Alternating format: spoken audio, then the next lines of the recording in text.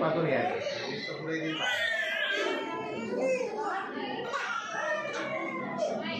20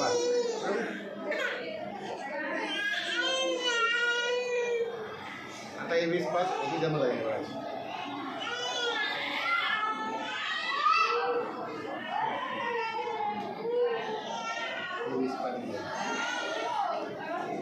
आता 20 ला जमा झाली म्हणायची. आता इथून दीड महिन्यात असेल तरी घेणार 42 नंतर किती घेणार 3 महिने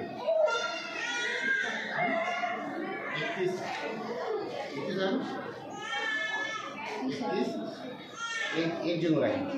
1 जून 1 जूनवर दीड महिन्यात असेल ना 42 दिवसानंतर. त्याच्यानंतर मग 2.5 महिना म्हणजे 10 आठवडे कधी येणार आहे 28 29 जूनला.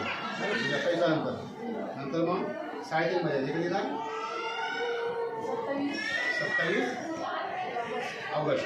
27 ऑगस्टला काय येणार 3rd डोज होणार. त्याच्यानंतर मला 9 महिन्यात असेल कधी येणार 9 महिन्यात असेल 19 फेब्रुवारी म्हणजे 17 फेब्रुवारी नंतर आहे ती जन्मतारीख 20/5. आपलं हे 20 19 आणि 20 नंतर समजा 20 फेब्रुवारी नंतर आपल्याला काय करणार आहे 9 महिन्यात.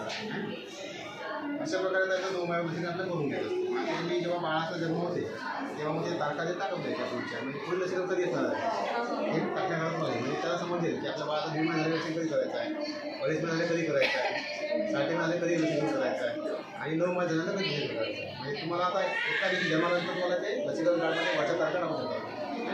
आता पुढे काय होईल त्याचं लसीकरण कधी लेट होईल समजा कारण त्याच्या गावात गेल्यानंतर लसीकरण कधी असते काय असते पण तो आधी लसीकरण करणार नाही.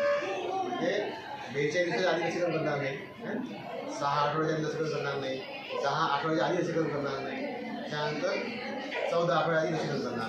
आपल्या लसीकरण जे असतात ते लसीकरण वेळेवर पूर्ण करण्याकरता लसीकरण वापर करतात. टाकून द्यायचे.